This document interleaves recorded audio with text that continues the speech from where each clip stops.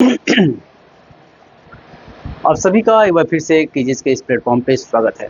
आज के इस वीडियो में हम एक बेहद ही महत्वपूर्ण टॉपिक के ऊपर बात करने वाले हैं, ठीक है? जिस तरह से हमारा वर्ष, दिन, महीने, साल, दशक, शताब्दी होती है, ठीक उसी प्रकार से विश्व का यानी कि ब्रह्मांड का भी एक समय काल होता है, ठीक है? पृथ्वी की उत्पत्ति का समय होता है कि किस काल में उत्पत्ति हुई पृथ्वी की, ब्रह्मांड की उत्पत्ति कब हुई, ठीक है? सूर्य चंद्रमा की उत्पत्ति कब हुई, सूर्य कब बना, किस काल में बना, और ये सब भूगोल वैज्ञानिक, खगोल वैज्ञानिक ये सब समय काल बनाए हुए हैं ताकि इससे उनका आयु का निर्धारण किया जा सके और अध्ययन में आसानी हो, ठीक है? तो इस बोर्ड से आपको मैक्सिमम क्वेश्चन मिल जाएंगे और मैंने बहुत ज़्यादा इसमें अनावश्यक चीज़ों का समावेश नहीं किया हुआ है। बहुत कम मतलब मेन टॉपिक मैंने इसमें लगाया हुआ है, ठीक है? तो एक बार इस वीडियो को ध्यान से देखिए, एक दो बार आप ध्यान से देखेंगे तो आपको अच्छी तरीके से समझ में आ जाएंगी और सारी चीज़ें मैं वैसे आपको बता दूंगा। इस बोर्ड पे पूरा नहीं आ पाया है तो उसके लिए जो बचा हुआ है उसके लिए हम एक नेक्स्ट वीडियो ला देंगे, छोटा सा 5-6 मिनट का वीडियो होगा, वो भी आप देख लीजिएगा, ठीक है? तो ध्यान से देखिएगा, ये है भूवैज्ञानिक समय सारणी, ठीक है? जिस प्रकार से हमारा साल, महीना, दशक, शताब्दी होता है, ठीक उसी प्रकार से खगोलीय पिंड जो होते हैं जैसे सूर्य, चंद्रमा, पृथ्वी, इनकी उत्पत्ति कब हुई, ब्रह्मांड कब बना, उनका भी एक समय काल होता है, ठीक है? तो यहाँ पे देखिए ब्रह्मांड की उत्पत्ति लगभग 12 बिलियन साल पहले की हुई है, ठीक है? 12 बिलियन साल पहले ब्रह्मांड की उत्पत्ति का एक सबसे मान्य सिद्धांत जो होता है वो बिग बैंग का सिद्धांत होता है, ठीक है?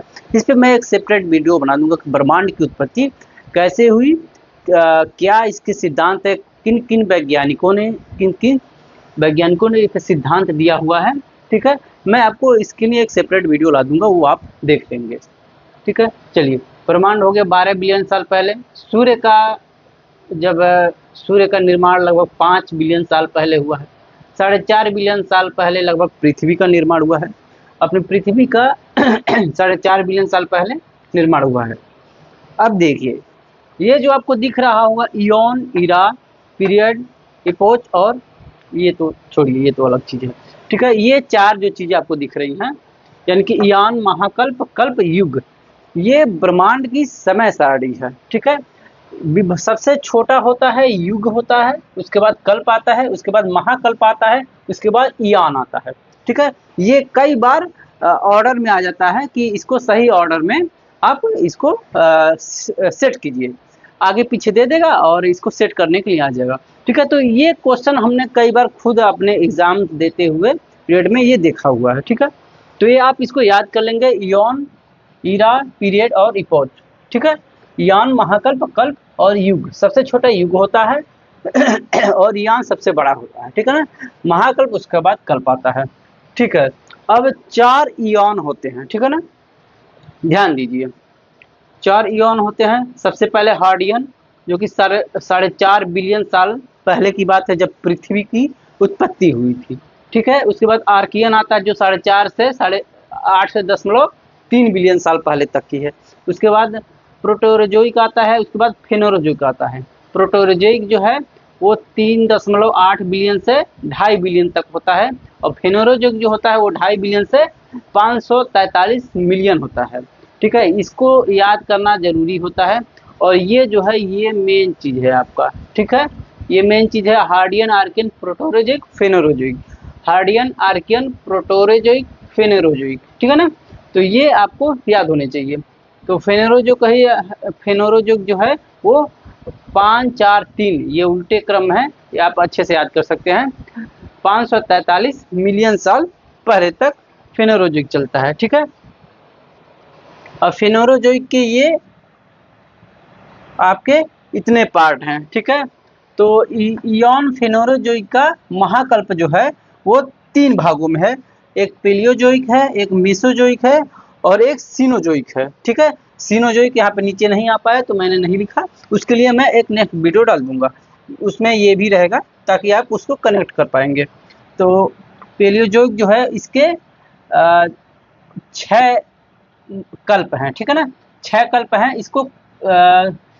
इसको कॉस डीसीपी के द्वारा आसानी से इसको समझा जा सकता है किस तरह से COSDCP कॉस्ट DCP पेलियोजोइक के 6 कल्प हैं, पेलियोजोइक महाकल्प के 6 कल्प हैं कॉस्ट DCP। और इसको एक एक अक्षर से कैसे डिनोट करेंगे, C से कैम्ब्रियन, O से आर्डोवियन, ठीक है, आर्डोविशियन, ठीक है, S से सिल्यूरियन, D से डेवोनियन, C से कार्बोनिफेरस और P से पर्मियन, ठीक है। फिर देखिए कॉस्ट DCP, C से कैम्ब्रियन, कैम्ब्रियन कल्प हो गया, O से आर्डोविशियन कल्प हो गया, S से सिल्यूरियन कल्प हो गया, D से डेवोनियन कल्प हो गया, फिर C से कार्बोनिफेरस कल्प हो गया और P से पर्मियन कल्प हो गया। अब इस कल्प का जो युग होता है इसको हम चर्चा नहीं कर रहे हैं, ठीक है, क्योंकि बहुत बड़ा हो जाएगा और वो ज़्यादातर एग्जाम्स में इसके कोई रिलेवेंस भी है नहीं, सॉरी। अब देखते हैं कि कौन से कल्प में क्या उत्पत्ति हुई है, क्या चीज़ें उत्पन्न हुई हैं, ठीक है। तो ये सबसे पहले इधर देखते हैं हार्डियन में। हार्डियन आग्नेय काल था। हार्डियन का मतलब है कि आग उस समय नर्क जैसा था, पृथ्वी अभी जस्ट बनी हुई थी तो केवल आग का गोला था, ठीक है, तो इसमें कोई जीवन नहीं था, ठीक है। फिर आ जाता है आर्कियन जिसमें स्थल बनता है, जल बनता है और वायु बनता है। स्थल जल वायु की उत्पत्ति होती है लेकिन जीवन नहीं होता है। फिर आज ये प्रोटोरोजोइक 3.8 से 2.5 बिलियन वर्ष पूर्व, इसमें प्रागजीवी आते हैं, इसमें ज्वालामुखी उद्गार होता है, हिमयुग आता है। प्रथम जीवन प्रोटोरोजोइक कल्प में ही, प्रोटोरोजोइक इयॉन में ही आता है प्रथम जीवन, जिसमें बैक्टीरिया, एल्गी, फंगस ये सब आते हैं, ठीक है। ये मुख्यतः समुद्री जीवन होता है जो कि समुद्र में ही उत्पन्न होता है। चलिए अब पेलियोजोइक में देखते हैं। पेलियोजोइक महाकल्प में कॉस्ट DCP कल्प है, जिसको C से कैम्ब्रियन हो गया।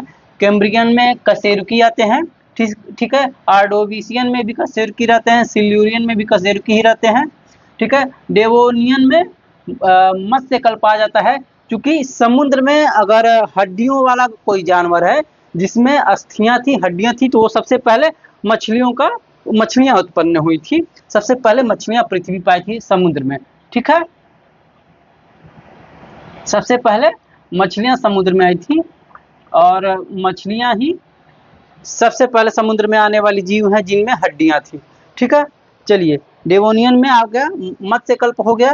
उसके बाद C आ गया कार्बोनिफेरस, जिसमें कोयला युग इसको कहते हैं, यानी कि हम जो कोयला इस्तेमाल करते हैं, जो कोयला हमारे पास है वो कार्बोनिफेरस कल्प का है, ठीक है। जब आपको हम संसाधन पढ़ाएंगे बताएंगे तो उसमें ये आएगा। कार्बोनिफेरस कल्प का कोयला हो गया। पर्मियन कल्प का आपका उभयचर आ गए। उभयचर मतलब जो स्थल पे भी रह सकते हैं और जल में भी रह सकते हैं। इसमें सरीसृप आ गए, पक्षी भी इसी कल्प में पक्षी भी आए, ठीक है। अब आते हैं मेसोजोइक, ठीक है, यानी कि इसके फेनोरोजोइक के 3 महाकल्प हैं, पेलियोजोइक, मेसोजोइक और सीनोजोइक। तो पेलियोजोइक कॉस्ट DCP है, मेसोजोइक का TJC, ठीक है, TJC, मेसोजोइक का TJC 3 है, ठीक है। T से ट्रायसिक होगा, J से जुरासिक होगा, C से क्रिटेशियस हो गया, ठीक है। तो T से ट्रायसिक हो गया, जिसमें एज ऑफ रेप्टाइल का युग आता है, रेप्टाइल जो होते हैं उनका युग आता है। G से जुरासिक, इसमें डायनासोर का युग आता है। जुरासिक पार्क नाम का एक मूवी भी है, आपने देखा होगा, ठीक है, हॉलीवुड मूवी है।